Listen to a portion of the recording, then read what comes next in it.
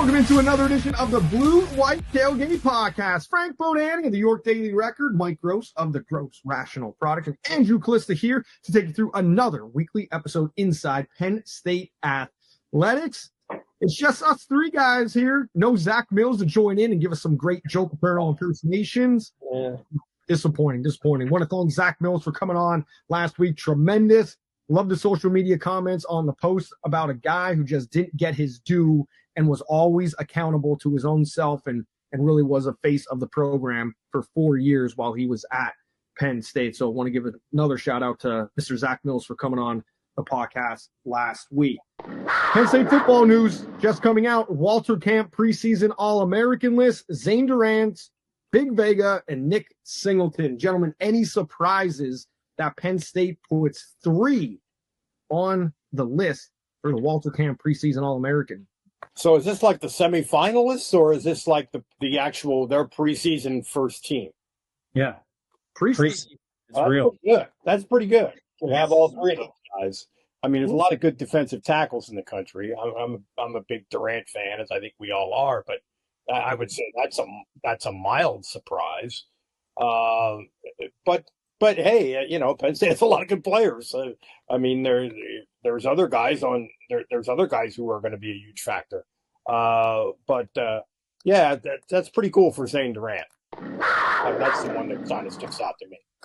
Absolutely, because Zane, I think we kind of get what his value is. I think because we watch the games. I mean, he plays a position where, I mean, unless you have dramatically crazy stats, or you watch the games like we have to, you're not going to probably appreciate what he does, right? Because did he even make like third team All Big Ten last year or something? I mean, but we know he's better than that. So for him to get a first team All-American selection, that's crazy good for him, because I think he's closer to that than he is honorable mention All Big Ten.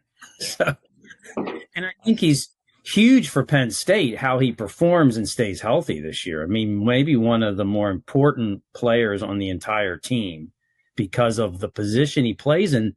The depth there is pretty questionable. And I just think he does a job that people don't realize what goes into it all. And he does it really well. So. One thing about him is, a lot of defensive tackles who are great players are essentially, and Penn State has had a lot of them over the years, are essentially like they just clog the middle guys. They're not guys that are making a lot of spectacular plays. But Durant once in a while will make a spectacular play. He is a guy who no defensive tackles have stats that even come close, unless you're talking about grading film somehow, that even come close to reflecting their value. But Durant does make some big plays in addition to doing all the other things that defensive tackles have to do. Yeah, really happy for him because I thought he got robbed last year in postseason awards. That was a weird conference. And we're not supposed to be happy for players. We're supposed to be fair and balanced, but Zane Durant deserves some acknowledgement and postseason accolades for the job he did for Penn State last year. Nick Singleton, not shocked at all because there's always a lot of hype around him. There's a lot of hype around Penn State's running backs. Big Vega, he's the sexy guy along Penn State's offensive line because he does so many different things. So I'll ask this question, because he's split out wide and lining up in all these different spots, does that help him get this preseason recognition, being that he's doing so many different things on a sexiness factor? Yes. Yeah, I mean, you use that term twice in like less than a minute. Like with just a little disturbed, but not overly. Well, kind of. It's a 340-pound offensive lineman. Okay, anyway, he is exotic. How about that? He's Samoan, he's big, he's got a personality, and Andy Kotelnicki is taking advantage of all of it. Even if I don't know how much it really is that successful, what he's doing in that role of being in motion, I'm not what he even does much, but it looks good and it's exciting. And I think that's a little bit to it. I mean, Could you have just thrown the ball deep to Tyler Warren from Drew Aller at USC? Did you have to throw it back? I don't know. Maybe you did, but it looked a lot better making the play the way you did. And related to that, I think, really, seriously, although I don't remember if he made Bruce Feldman's list of athletic freaks, but he might have made it. I think he's kind of seen as an athletic freak, which is why they try him in stuff like that.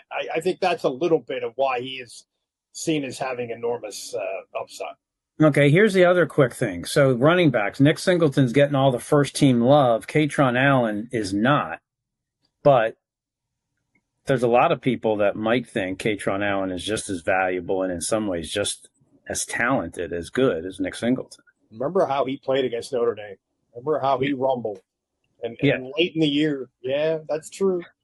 So it's an interesting point, that it's how you maybe appear, right? And Nick appears to be the breakaway home run guy and he'll get more of the attention. But Katron played his best at the end of last year in his career. He's healthy. So I'm more interested to see what he looks like coming out to start the season. Again, I think part of it is freakish athleticism. Katron Allen is going to go to the combine and run a 4.6 or something. I think Singleton is seen as a guy with just enormous upside. We're coming up on the twilight moments of both of their careers, and I go back to the Auburn game, and I still think Katron Allen's best run is that one on the goal line where he just stopped in a hole and almost went 90 degrees with his feet. And from that moment on, I actually thought, and I'm happy to be proved way wrong on this, I thought Katron Allen was going to turn out to be the more complete all-around back and better back for Penn State in that moment. Because the way he played against Auburn, Nick had a great game against Auburn. Everybody ran through Auburn. But Nick had a couple of long home runs in that game. But it was just what he was able to do in the whole Katron Allen and the toughness between the tackles that really impressed me. And, both guys have panned out that you would say, okay, well, this is perfect. I wouldn't have guessed that both guys in this era stay with the program that long and pan out for the program because so many guys are flashes in the pan or just leave a program because they don't want to share the workload. So it wasn't a surprise for me. And, the Notre Dame game for me was Katron's best game since that game against Auburn, just in the way he was able to run. In just my thoughts overall. So I agree. I agree both. And I would also say I agree that I'm a little surprised that they're both here. Both here going into this season. I would not have bet a lot of money on that. Speaking of being here, we go to the email bank. Got Chad. Email from Chad. Do you think a college head coach in any sport should be given a minimum of 4 years to build a program, or do you feel it should be more or less? Obviously, things change as the dynamics around college football and college sports changes. Personally, Chad says, I would go with a 4-year minimum unless something major was going on. Something major going on. I think Penn State could relate to that, especially their fans. Guys, what do you think in this era of college football? Do coaches deserve 4 years to bring in their entire system, bring in an entire roster of their guys? Do you think it should be longer? Do you think it should be shorter? Going back to James Franklin's early time, was a firm believer in 4 years. I said that all the time on multiple radio programs, that I was a 4-year guy. You have to give a coach. Not a lot of schools do that. No, but I think it's determined on what situation you're dealing with, right? James deserved 4 and more because of what he was coming in for, right? But you take over for Nick Saban in Alabama. Does that guy get 4 years to make sure? No, you don't get 4 years. You're left with the best roster and recruiting in the country, basically. You need to show results and not take a step down like in year 1 and 2 to me, or at least 2. Well, you don't need 4. So it depends if you're building or not, right? Yeah, I would agree. It very much depends on the circumstances. Alabama's a good example. Another one is Brian Kelly at LSU, for example. Here's a guy who inherited a pretty good program, and he has continued to recruit well. And if there had been a significant drop-off in recruiting and they haven't they've arguably underachieved a little bit on the field. Well, then maybe 4 years. Maybe 4 years is a long window. It depends on the circumstances. Certainly, James, when he got here, those were unique circumstances. I also think the NIL and the portal has changed it a little bit. I mean, Curt Cignetti maybe arguably didn't need 4 years, and that's it. Not Indiana ain't no Alabama, if you know what I'm saying. What about the Florida schools?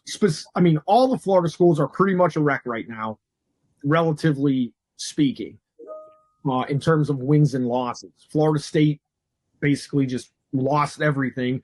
Miami, we could ask Manny Diaz. Manny, do you think coaches should be given, how long do you think coaches should be given? And then you look at Florida, people have, Will Muschamp was kind of openly in a way cheering for Florida to make a change. He's like, I was getting fired and I was over 500, Again, it depends on the circumstances. I think to a large extent, I thought Manny Diaz kind of got a raw deal. And I certainly don't think Cristobal has done anything since he got that job to prove me wrong. But that was maybe that was a little bit circumstances too, because that was maybe a guy that they really wanted. You get into a situation where, hey, we've had this coach for 2 years, but we can get this guy. Maybe that changes the mix a little bit. Generally speaking, though, coaches, they deserve to get. I mean, you think about the all-time great coaches. I mean, it took Mike Krzyzewski a while. Basketball is different than football, obviously. It took Saban a while. Yeah, I mean, Saban got there pretty quickly at Alabama. But LSU, he was also at LSU and Michigan State. It's there's a lot of asterisks that go with this kind of thing.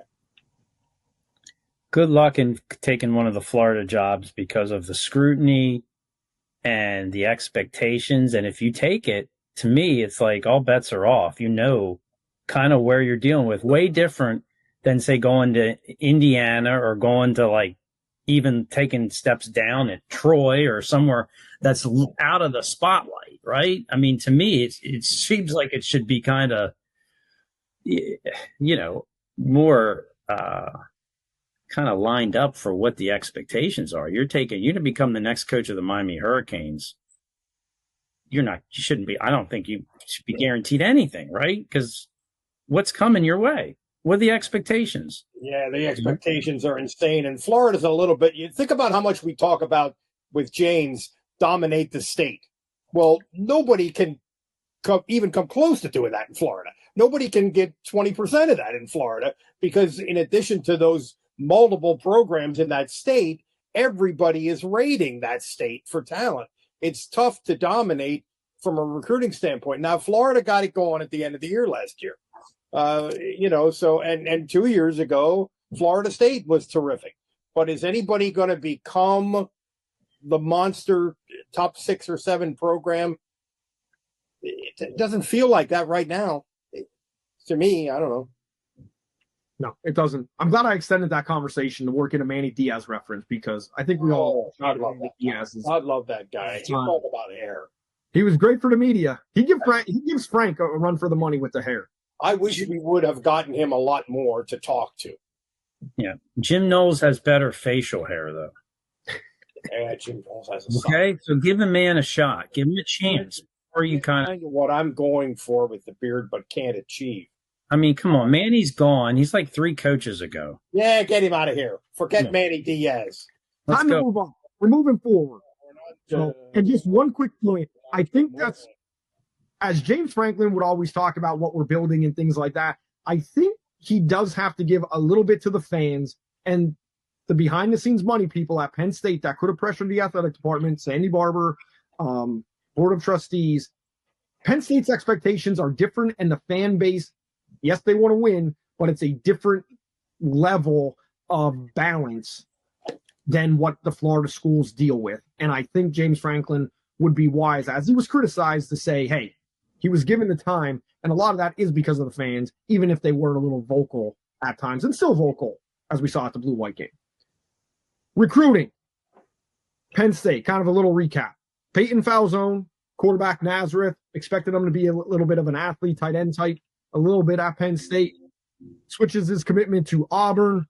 Penn State, this is just a recap in the last couple of weeks, lost highly rated guys, Joey O'Brien, Grayson McKeo, Kahari Adams, Luke Wayfell, O'Brien, McKeo, and Adams to Notre Dame. Luke Wayfell out of New Jersey, his brother transferring into the program. He goes to USC. It was not a good spell for Penn State for a while. As all this was going on, guys, in the middle of the summer, and this is the only news coming out of Penn State football, what were you guys thinking as these two kids from Philadelphia are defecting to another program, as well as other highly rated targets from Penn State leaving, the state? I think it just shows how harder it is to gauge where recruiting is going. And for example, with Penn State, because these guys are all from their regional footprint, but with NIL, like, you don't really know what part that plays in every recruit's decision and what schools necessarily are bringing to them in that forum. Like, we just don't know, because all those kids that you mentioned would have strong reason to consider, if not go to Penn State, choose Penn State. None of them did. And I got to think that money plays a factor. I know it did for Luke Wayfell, because that was public, right? I mean, USC and Ohio State basically got in a bidding war for him. Penn State's not going to do that. But the other guys you mentioned, you got to think that NIL is probably part of it to some degree. How much? We don't know. So I think the other thing is that I guess it's a little surprising that Penn State's going to put one of the top 5 teams preseason, at least, on the field to start, and they lose one recruit after another in their area. That was probably, on the face, just from the outside, kind of a little surprising to people, right? I mean, of all time, it was surprising. Shocking. I would say shocking. No. Well, that many in a row. If you looked at this incoming class for Penn State a month ago, you would have said this is probably their best class since 22, right? Since the group with Aller and Singleton, et cetera. So the fact that they didn't add to it is not a disaster, but they actually, Falzone is a loss, because they had a commitment from him. And he apparently was a guy with enormous upside who was really this kid's, as I understand it, is driving from Nazareth out to Ohio every weekend to work with Brad Mandler, the quarterback's coach, who's worked with Drew Aller. And the other one is the O'Brien kid, the safety from Philadelphia, who is a 5-star according to most of the experts. And that's almost like not getting, that's almost a guy like Micah Parsons. It's not quite, but it's kind of a guy on that level. And they lost him to Notre Dame, which allows some of the Notre Dame fans to crow about, they felt like James was sort of condescending to their coach during the run up to the Orange Bowl, blah, blah, blah. So I'm not sure it's a gigantic deal. But the one that, because they had a commitment from the quarterback and have now lost him to Auburn, which is not quite at Penn State's level, that's pretty big. It's interesting, though, with Peyton Falzone, because he's the second quarterback in Penn State's class. So you're thinking that's part of it too. Yeah. You're thinking if he's joining, he understands it. But I just think there's wheels turning always in the background here. He's the second quarterback. He still is a project at that position, not as an athlete, not as what his promise is, but as a quarterback would say, basics, mechanics, and all that. Right now, he's still a project. And if Auburn, for example, comes and says, you're going to be our only quarterback in this recruiting class, and here's why our offense is a little better, it doesn't, maybe if you think about it, maybe it's not surprising. Maybe Penn State also is like, you got to still be open to helping us however you help us, So maybe he wanted a better quarterback confirmation deal expectations, and he's getting it. he is not Arch Manning. He's not even Drew Aller as a recruit, but he might be in terms of athletic upside. He might be Tyler Warren. Maybe you hit the lottery with this guy. Not even the lottery. It's not that much of a long shot, but it's upside with him. So we'll see what happens to him at Auburn, and probably Franklin isn't done trying with him. But if you're not interested in even entertaining the idea of becoming Tyler Warren, then sometimes there could be he's not going to be a quarterback, is what you're saying. I don't think he was a quarterback. I thought he was Tyler Warren from day one. But if he's dead set on being one and he's not even open going forward to the possibility, not even open to it, then you have a decision to make if you're him, probably. Yeah. Maybe. Because how long do you want to sit in Penn State's recruiting class if you have that unknowingness, so to speak, or uneasiness in your mind, right? If you're dead set on doing one thing and you're not even open in the slightest, then maybe it's best. Maybe it's best, and maybe Penn State is looking at it and saying it's best. Absolutely.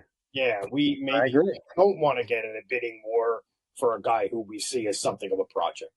Speaking of bidding wars and speaking of maybe best for Penn State, with regards to O'Brien being in-state and Wafel, the bidding war right there, Penn State has been known to kind of stay out of those situations because that's how James runs his program. It's more of I compare it to a European soccer where you're rewarded for, I'm sorry, I'm mixing that reference up. You're rewarded once you've proven yourself more than what you are for expectations. If you kind of understand what I'm going. Oh yeah, I understand what you're saying, and manages their money that way. And that's a constant struggle if you're trying to recruit because it seems to be working. Locker room chemistry, and Zach Mills talked about that when all those guys decided to come back for this season. So I'll ask you this: how dangerous is it with this era that we're going into? Or do we talk about it too much? Are guys even paying attention to this? Do we know? Maybe you guys know that guys are comparing how much bag they're getting to come into a school and then upsetting that dynamic of a locker room. And is Penn State doing the right thing long term? No, I think it's unquestioned. They're probably doing the right thing long term. For being a steady, producing, high achieving program where you're not taking possibly major dips in the road. That's, and I think that's probably that's not just the way James wants to do it. I think he sees as that being the only way, in a sense, to do it if you want to sustain. Like what USC did by giving Luke Wafel reportedly over $2 million. That's not, you can't sustain, right? That's Look at what Michigan State did a few years back, where they just brought in 15, 20 transfers, had a good year. Was that sustainable, that method? I don't think so. So this whole transformational instead of transactional type of philosophy that he has, I don't know if it's going to get you everything in that 1 year, but I think, long term, I think it's again, a case by case situation. I think some of the wide receiver, for lack of a better term, free agent signings that they made this year were probably, a little bit more about we need production in the short term than maybe a long term program, gestalt thing. But big picture, yeah. And I don't know how O'Brien fits into the big picture. I don't know enough about it. And are you making promises with some of these big deals that you can't always or will not always keep? Yep. There's some rumors, there's thoughts out there that some of the players, maybe even ones Penn State just picked up, maybe they came from places that didn't fulfill what their original I'm sure that's how promises were. Happening left and right. Right. And on the other side of this, we go back to the 4-year discussion in certain situations. If you're going to be paying recruits $2 million to come in, you better win, especially if that seat's already warm. Right. So you better be able to contribute right away, or your seat's going to be gone. And then what's left with that deal or whatever you've established with that head coach? Well, the other piece of that is that we're headed toward, but we're not there yet, and I don't know when we're going to get there. We're headed toward contracts where players are not going to be able to accept NIL money without making a commitment of time. We heard who's the guy who's the NFL guy who's now Belichick's general manager. We heard him say we had all these kids, and I'm guessing the linebacker that went to Penn State might be one of them. We had all these kids who, in effect, made a commitment to us at this level of NIL and then just walked away.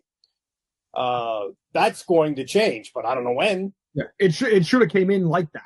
It should have come in like that. That they're just that's correct. Not this frequently.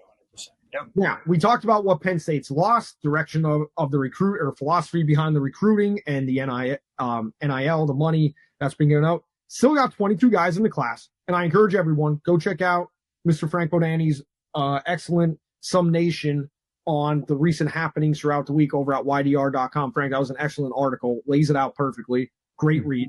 It is, especially for an off-season read. Just want to give you a shout-out on that. 22 guys, top 10 by most of the sites out there, 8, 9, 11, right there around the fringe. I think one had 7. They get Pierce Peterson, as I think is the pronunciation, Sohn on the end. I know I'll screw that one up at least sometimes. That's right. It's weird. So quarterback up in Minnesota. So they lose Peyton Falzone, quarterback at Nazareth, who I thought was going to be a tight end. Quarterback up in Minnesota, who projects as Tyler Warren type down here at Penn State. And they also get, and this is a big one, Jackson Ford, DN from Malvern Prep. Yeah, Jackson Ford, I think, is a pretty good player from what I hear and see, and he's a little bit close to home at Malvern Prep. The kid from Minnesota seems like he doesn't think he's going to be a quarterback. He seems like he understands that he's being recruited as an athlete. That's my sense of it. And in every other way, he probably is somewhat similar to Falzone. So that's Word on the street, Trustee Nassib is fired up about Jackson Ford. Just Malvern Prep. There's a connection right there. I'm with you. Yeah, I'm with you. Charles, fired up. So interact. Frank, what do you think about the rebound? Would we call this a rebound? Does it meet the definition of a rebound in recruiting, or I think these are natural ebb and flows? So I think for Penn State, it would, for the staff, it would be considered. Well, these guys, this is fine. Now, I think outside, the guys they lost, so to speak, to other programs have higher publicity profiles. None of the kids they got commitments from have the attention of Joey O'Brien, but that doesn't mean that Pierce Peterson can't be the next somewhat Mike Gesicki or Tyler Warren, right? And outperform his recruiting. I mean, by God, he's from Minnesota and the Golden Gophers want him to be a linebacker, but he's got crazy athleticism traits, right? So I just think that it's a longer haul. And because these guys Penn State does sometimes flip guys, right? I mean, these guys still cannot sign until December. Yeah. So I'm not saying Notre Dame. Yeah, I'm not saying Notre Dame's going to lose many, if any, of these guys, say, to Penn State, but you're still recruiting them if you're Penn State, right? I gotta believe it's still possible with Falzone. When the reality of going to Auburn really sinks in. Well, I don't think he's coming back to PSU. I don't think he's coming back. But Joey O'Brien, right? Get Joey O'Brien or Kari Adams at the whiteout against Oregon. If you can get them to come back on a visit, see how the season goes. I mean, those things are not etched in stone. So all right, we'll see. There you have it. Mark it down. It's the reality of Auburn. I have flashbacks of my ride with the athletic administrator. Mike's going all King Mac on us, like, before we even. Wow, I'm not going to give him a year somewhere, right? Well, that was not you. King Mac didn't go to Auburn either. Yeah, Alabama, right? Yeah, and comes back. First time that's ever happened. Different animal, my friend. Yeah. Yes. All right, talking Penn State wrestling. Penn State wrestling in the news recently for all the wrong reasons. All right. Okay. Tough to talk about. Let's start with Aaron Brooks, 4-time NCAA champ, Olympic bronze medalist, facing a possible suspension after failing a drug test. Now, Brooks has put out a statement on social media saying he hasn't competed this year, and he was battling some health issues, and he was hospitalized for pneumonia for days. We know that's a serious condition, and that he purchased a supplement without reading the label is essentially what it said, as he advised kids to know what you're putting in your body at a grocery store, and tested positive for a banned substance. He said basically because this wasn't he's trying to feel better from the illness, not trying to put one over in competition because, as he said, he wasn't competing. What do we make about this situation with Aaron Brooks? And in fair acknowledgement, I have reached out to representatives within the Brooks family to try and get an interview. That hasn't materialized yet, but we have to talk about it. What do we make of this? Well, you guys know more about wrestling than I do, so I will just say this. The fact that he believes that this happened because of something he bought at the grocery store means that he's being dumb. Because if you're an athlete at that level, you got to be reading the label. You got to be reading the label, and you got to call somebody. And there are people you can call and consult with, even at Penn State. Still, there are people he could call and find out if this is stuff he ought to be putting in his body. So that's dumb, but it doesn't seem to me like a huge deal. This is a story we've heard 100 times. I made a mistake not reading the label. Go. Yeah.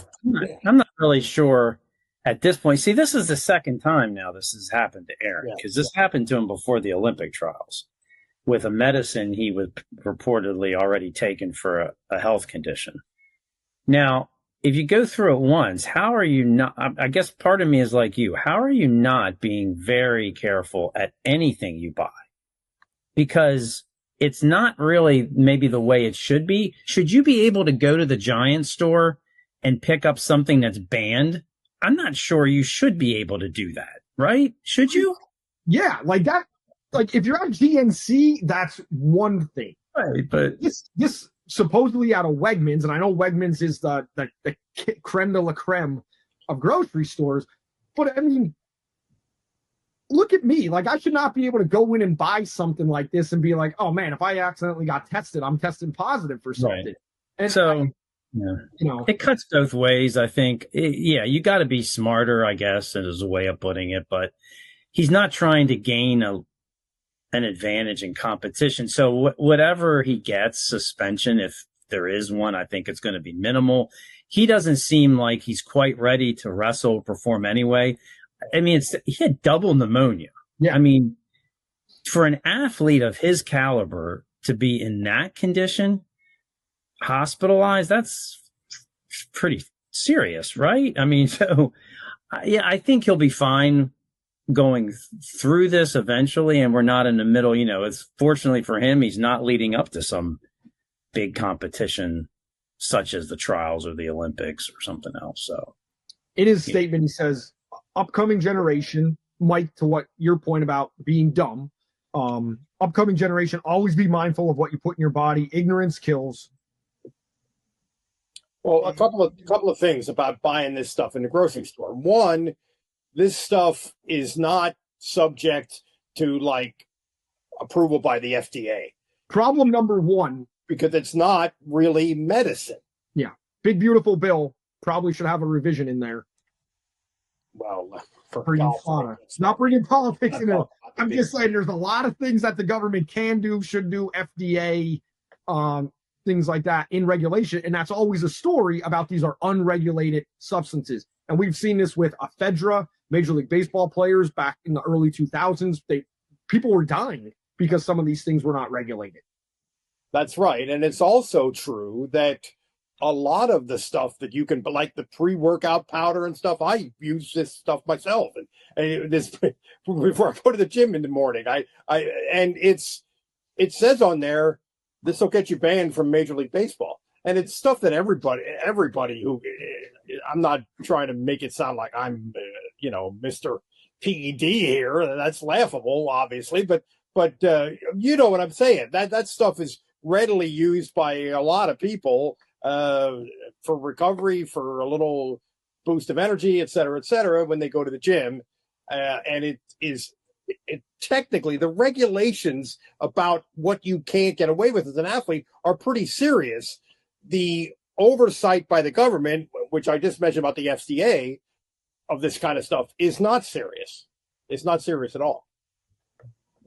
So we've established you are McGuire, Sosa, and Frank and I are Greg Maddux, Tom Glavine, just hanging out, doing our thing from that great baseball commercial from back in the day. Yeah, except that you could strike me out blindfold.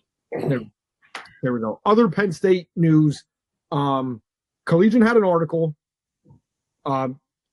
graphic in detail with some serious allegations being the key word, regarding Carter Starocci.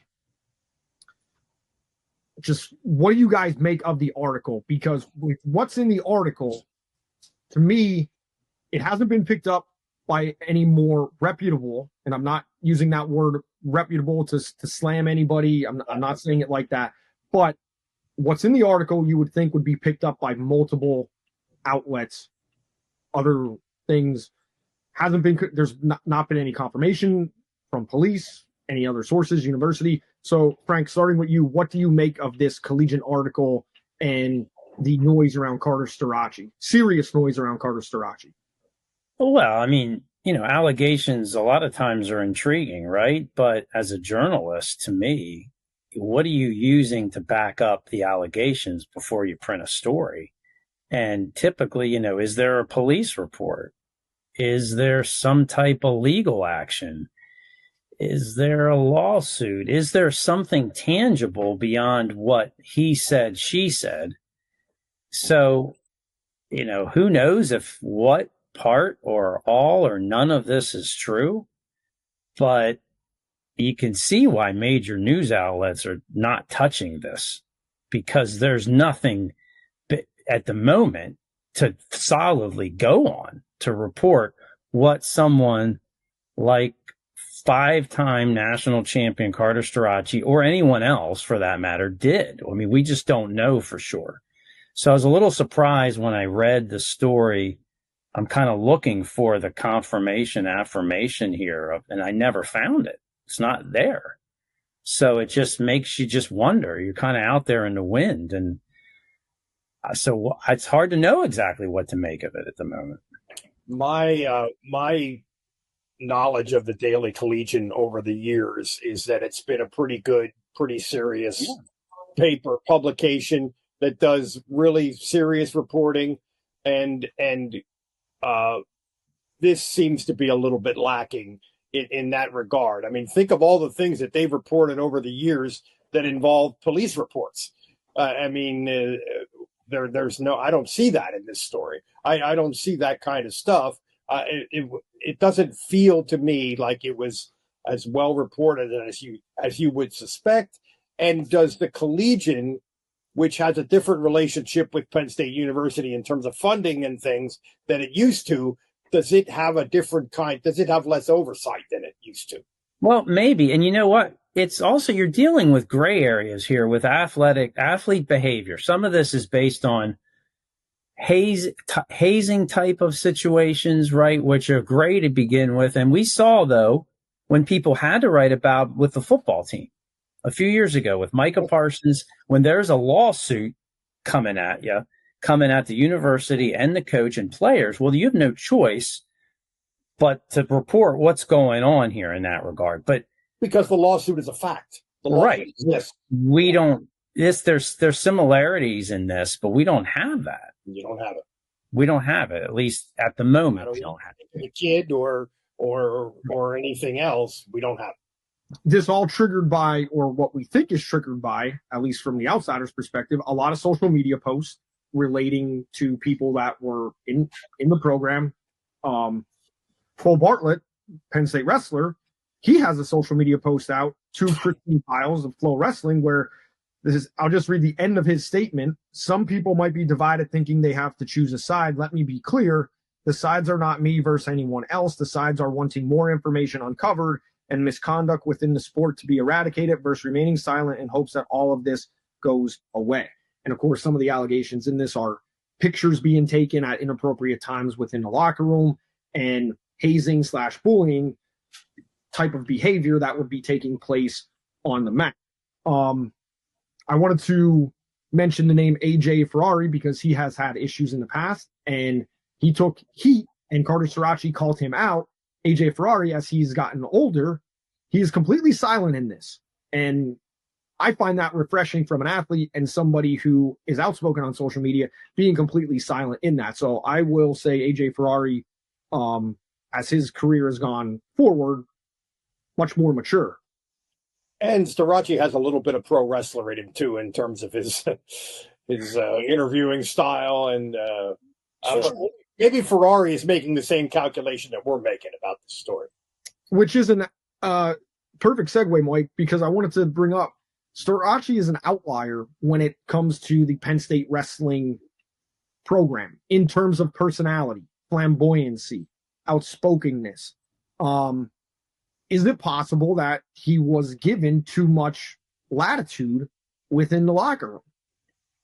That is possible, but I am not 1/100th of knowledgeable enough or close enough to it to make that call. Frank, what do you think? No, and I'm not either. And I've only covered the team and Cale Sanderson for a couple of years, and you got to understand they're very close, tight-lipped, close-knit.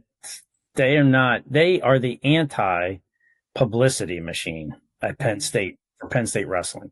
So it's a little difficult when you don't live there on top of it to really get a handle on what's going on. But his actions and his outspokenness are so different that it always kind of made me wonder the past 2 years, like, how does he do that? And Cale is letting him obviously be his own person, but it is so markedly different than basically most of the other wrestlers don't have a whole lot to say about anything. Though Mitchell Messenbrink is delightfully philosophic in his responses. Okay, but totally still unlike Carter Starocci. So I don't know. It's, Cale doesn't talk about it or hasn't talked about it in that regard, really much. He's like Andrew. He's delightfully philosophic. Yes, he is. Pittsburgh Steelers fans would get this reference. Penn State wrestlers are very much like Cam Hayward. Carter Starocci, more like Antonio Brown in terms of being. Whoa, I thought you were going Joey Porter, but you're going Antonio Brown. I'm going there. Let me change that. Maybe Le'Veon Bell. He was more outspoken, flamboyant. I'm not comparing any of the behavior. I know Antonio. I'm not with any of that.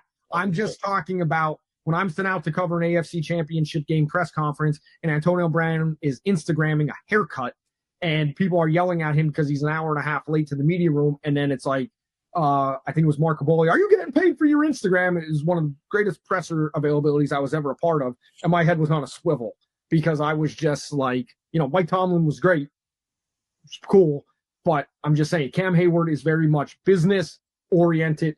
That is in the way his social media presence is, what he says is calculated. That jives with what the Penn State wrestling program is. Carter is, hey, I'm going to go out there and I'm going to smack you around. I'm going to do this. And that's more about Antonio Brown. Nobody could cover me. Maybe Chad Ochocinco was a better comparison. Yeah. And you know what, though? Carter Starocci on the mat is all business. Mm-hmm. He is not flamboyant on the mat. I mean, AJ Ferrari, much more flamboyant on the mat. Carter Starocci, not at all.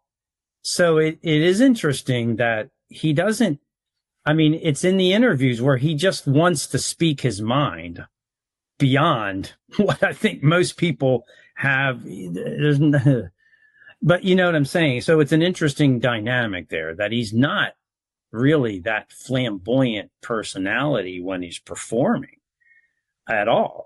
And he was he was definitely more dialed back this past year, even with the media.